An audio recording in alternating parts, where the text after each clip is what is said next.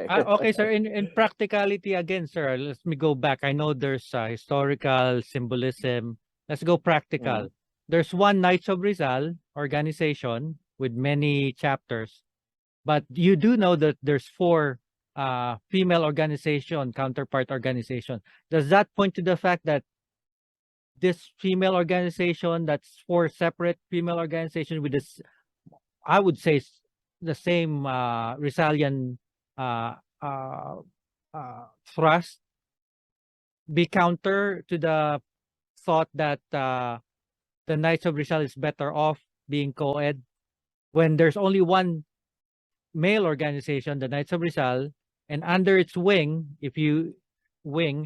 there's four kababaihang Rizal organizations. The Damas, the Rizal International, Ladies of Rizal International, Kababaihang Rizalista, and there's just Ladies of Rizal.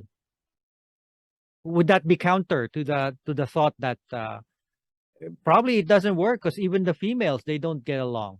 I mean, don't get along, but they don't have an organization as one. And then would it be an artificial? It's a noble idea, but in practicality, don't you think it might be an artificial imposed restriction that you can't choose you if you want to be all male or you want to be all female? Well, that's a status quo. If you're male, you join the Knights. But I thought actually you were going to bring up the Caparis and the one involving the teachers. But anyway, to use that logic, that because actually you said several things, but going back, you said that no. I get excited. I know, me too, brother. Because they make the argument because there are more women organizations, is that better? Well, it's like saying, well, should we create more male organizations? So it's just okay from a practical point of view. It's streamlining. It gets complicated when you have so many, and you pointed out yourself. They're not necessarily, or you implied that they're not as cohesive, whatever. So, sana, it's an organization like. But again, we have the evidence of other orders in the Philippines and around the world being co-ed. So I think it would just make it's like EDSA. It's like traffic and EDSA. One more problem is we have conflicting ordinances from the different component cities of Metro Manila. So, sometimes there's and then look at their politics. I think things maybe not as rosy in American politics, but at least Republicans, Democrats. Daming parties. Yes. And I so, think that's sir, we only have 10 more minutes. Okay. And sir, what is the theoretical basis of a co-ed organization being more effective than a separate organization? Is there any theoretical basis for that? Is there any studies that you know of? I know since that is your that's the idea that you want to push or you want to introduce. What is the theoretical background on something like that? Well, for the one, it contradicts Philippine law and policy that many formerly same-sex organizations had to go co-ed, and in fact, theoretically, there could be a legal challenge, and that's the basic thing. But also, I think it's also maybe you go into maybe administrative science when you have too many cooks spoiling the broth argument. So I'll stick to those. It's contradictory to law and policy and administrative good governance and good administration when you have too many fractious groupings or separate organizations with the same general thrust. Yeah. Okay, sir. You think legally it might be a problem that we are not inclusive, the Knights of Rizal. But do you see a need for a co-ed? Aside from the aspirations for how would being a co-ed make the Knights of Rizal more effective in Rizalism? One, I think we would really get much more interest within the Philippines among Filipinos and internationally.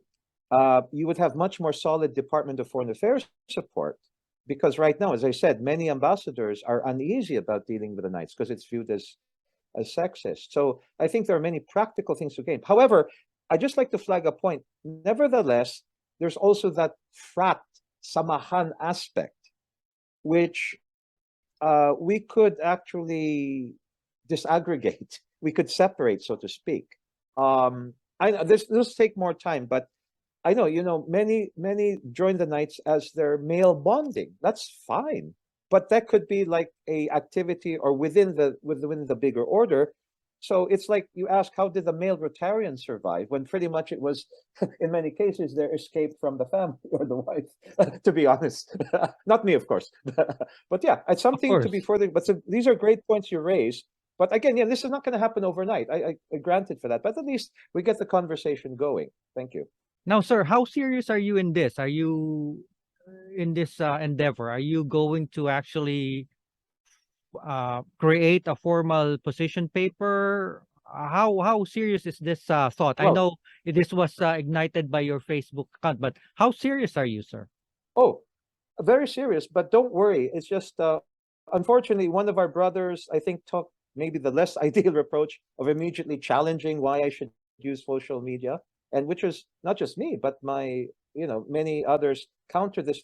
This should be discussed. But however, rest assured, I will maybe not saying follow the chain of command. It's better to say more diplomatically.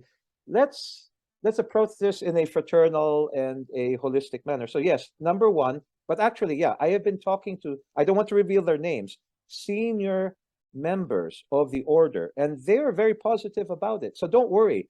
I will follow two tracks. But the first concrete step I will make is to make a position paper strictly within the Knights and to submit it. In fact, some are saying that I may be asked to play an advisory role to the headquarters. So don't worry, I'm not going to be pakawala. It's just, social media. I mean, Facebook is not necessarily the best form to do everything. It's good to, it's good for what it is, but don't worry. It will start with a formal position paper I am drafting. In fact, I'd like to invite you to input it, but it's not just the pro arguments, but as well as the con arguments. So yeah, I want to have a holistic paper, and with the blessing of the Knights, of our Supremo, we will submit it to Congress.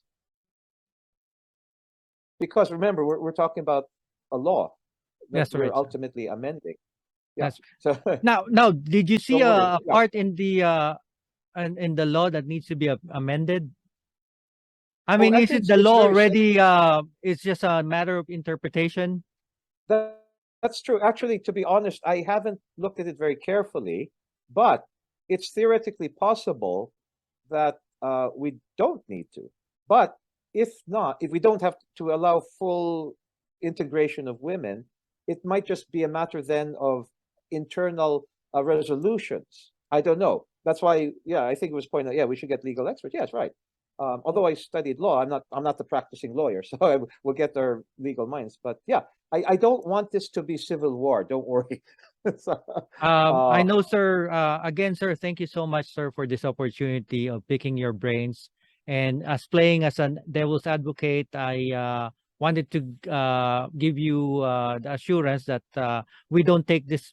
I don't take it personally against you. I know it's an idea that maybe going to grow, maybe DOA in the halls of the Knights of Rizal IHQ, but you did say that you are getting high level verbal word support. Congratulations on that. And I don't know if this is a one-man fight or you have a cabal of knights inside, and I know you have a lot of supporters on the FB because of your gregarious personality and your like yours. very personable demeanor. Thank you. But at this point, sir, we only have a few minutes. I would like to invite you to give your closing argument. You have 2 minutes, sir. Okay, so yes, this is of important advocacy. Aside from making the order gender equitable, I think reflecting the deep roots as well as the reality of Philippine society, I would like to upgrade our Knights to become a full-fledged order in what it implies. So we'd really be on par with the Sikatuna order, the Kandula order, Gawad Babini, Isabella Catholica, uh, and Knights of Malta, for if you may. But secondly, again, I'm Sir Jesus Gary Domingo at your service po, inyong lingkod po. I'm now Undersecretary, Acting Undersecretary for Civilian Security and Consular Affairs. So please follow my page, my Facebook account. I'll be announcing some exciting projects for the Knights, non-controversial, don't worry. And I think Knights can play a stronger role in protecting, well, not just promoting Philippine culture.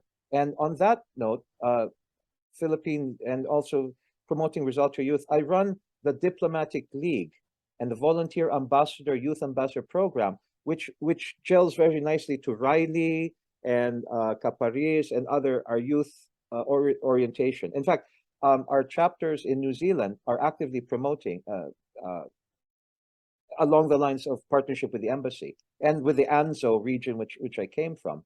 Also, I see that Knights can play, our Knights of Shining Armor, protecting those who need protection. We have a role in disaster managed preparedness and response to disasters.